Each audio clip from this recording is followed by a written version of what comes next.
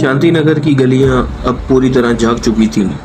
दुकानों के शटर उठ चुके थे, सब्जी वाले ऊंची ऊंची आवाज़ में बोल रहे थे और सड़कों पर रिक्शे और बाइकों का शोर बढ़ता जा रहा था। आम लोगों के लिए एक आम सी सुबह थी, मगर इस भीड़ के अंदर कुछ लोग ऐसे भी थे जो हर कदम नाप तोल कर रख रहे थे। हमारा ग्रुप अलग हो चुका था। भीड़ के बीच में अर्जुन, नील और अंजलि आहिस्ता आहिस्ता चल रहे थे। तीनों ने अपने अपने हुलिये थोड़े थोड़े बदल लिए थे। अर्जुन ने एक सादा सी कैप पहन ली थी, नील ने एक ऐनक लगा ली थी और अंजलि ने दुपट्टा इस तरह लिया हुआ था कि इसका चेहरा आधा छुप जाए। वो एक मसरूफ सड़क क्रॉस करके एक भरपूर मार्केट के अंदर दाखिल हुए। ये जगह शोर, लोगों और रंगों से भरी हुई थी। कपड़ों की दुकानें, जूतों के स्टॉल, चाय के खोखे, हर तरफ आवाज़ें ही आवाज़ें। अंजलि आहिस्ता से कहने लगी, हम यहाँ मिक्स तो हो जाएंगे ना लोगों के अंदर, और ये जगह क्या हमारे लिए सेफ़ है? अर्जुन ने बगैर इसकी तरफ देखे जवाब दिया।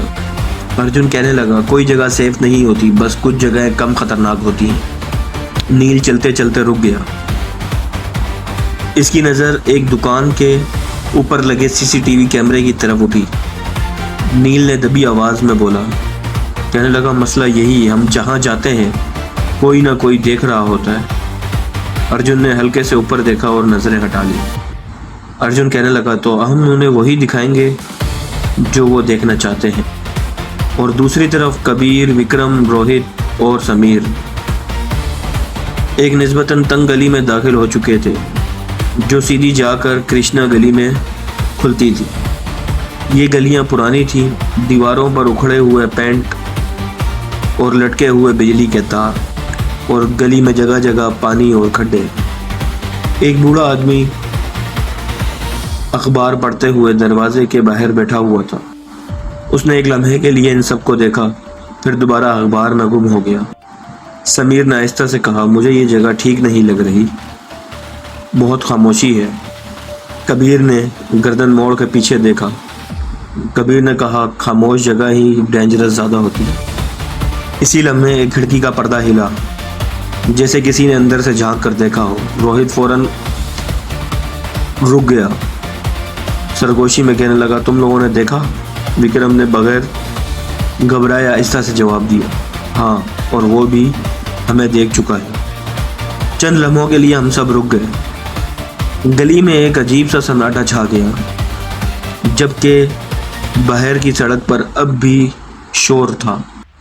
वापस आज़ाद मार्केट, नील ने आहिस्ता से अर्जुन के करीब होकर कहा। नील ने कहा, मुझे लग रहा है हमें कोई फॉलो कर रहा है।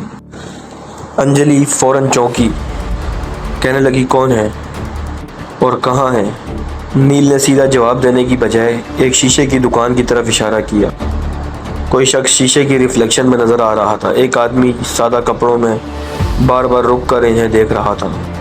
अर्जुन ने बगैर मुड़े आहिस्ता से कहा, कोई रिएक्ट नहीं करना, सीधा चलते रहो। अंजलि ने दबी हुई आवाज़ में कहा, अगर वो करीब आ गया तो?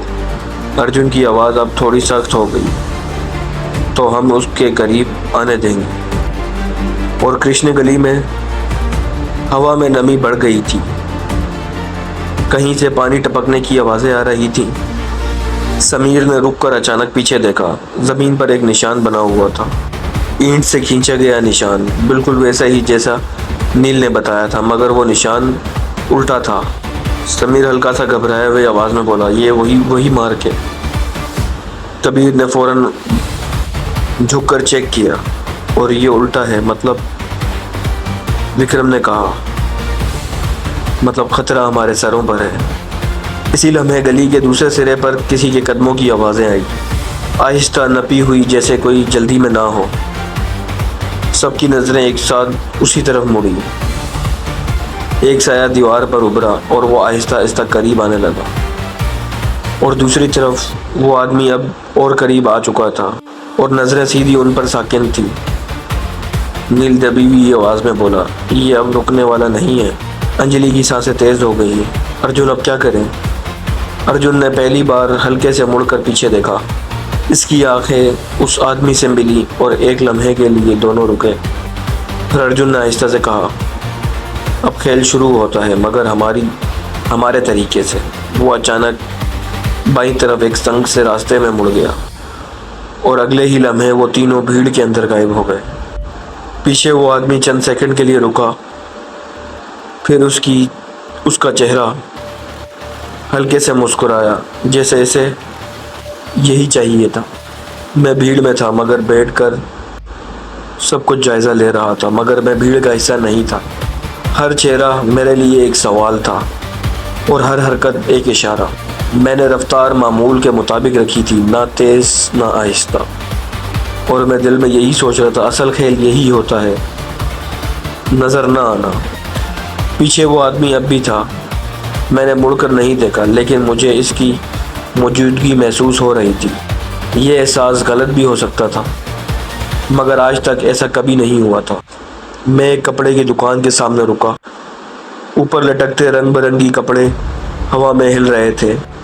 इनके दरमियान से गुजरती रोशनी ज़मीन पर अजीब से साए बना रही थी। मैंने एक लम्हे के लिए हाथ बढ़ाकर एक कपड़े को छुआ और इसी हरकत में सामने लगे शीशे में पीछे का झलक दिखाई दी। वो रुक गया था, बिल्कुल वैसे ही जैसे मैं रुका था। मेरे होठों पर हल्की सी मुस्कुराहट की लकीर आ गई। ये ताकुब नहीं था, ये मुताबिकत थी, वो जैसे मुझे पढ़ रहा था। मैंने कपड़ा छोड़ा और बगैर जल्दी किए आगे बढ़ गया। अब अगला कदम मेरा था।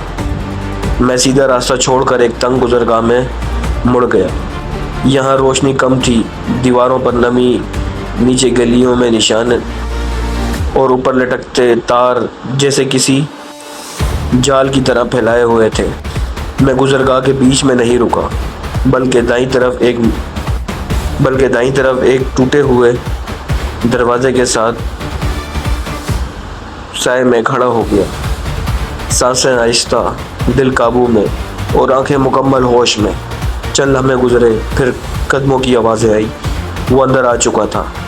इसकी रफ्तार ना बदली थी, ना ही इसने जल्दी दिखाई दी।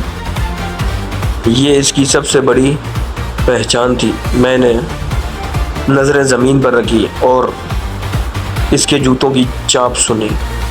वो करीब आ रहा था, बहुत करीब। एक लम्हे ऐसा आया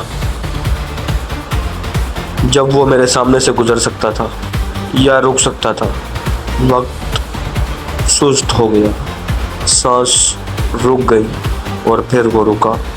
बिल्कुल मेरे सामने नहीं, मगर इतना करीब कि इसकी सांस की हल्की सी आवाज़ भी सुनाई दे रही थी। मैंने पहली बार नज़रें उठाई। वो मुझे नहीं देख रहा था, वो सामने देख रहा था, मगर इसके होंठ हिले। आखिरकार तुमने खुद को जाहिर कर ही दिया। मेरे अंदर जैसे कुछ साकित हो गया। ये खेल एक तरफा नहीं था। मैंने आहिस्ता से जवाब दिया, नहीं, मैंने तो अभी शुरू किया है। चंद लम्हे खामोशी रही, फिर वो हल्के से मुस्कुराया और बगैर मेरी तरफ देखे बोला, तो फिर देखते हैं कौन पहले ख़त्म होता है। वो मुड़ा और गुजरगाह के दूसरे सिरे की तरफ चल दिया। मैं वहीं खड़ा था, हरकत किए बगैर, क्योंकि असल सवाल ये नहीं था कि वो कौन था। असल सवाल ये था कि वो मेरे बारे में कितना जानता था। हमारे चैनल को सब्सक्राइब करें, फॉलो करें, लाइक करें, कमेंट करें और शेयर करें। बेल आइकन को दबाना मत भूलें। शुक्रिया।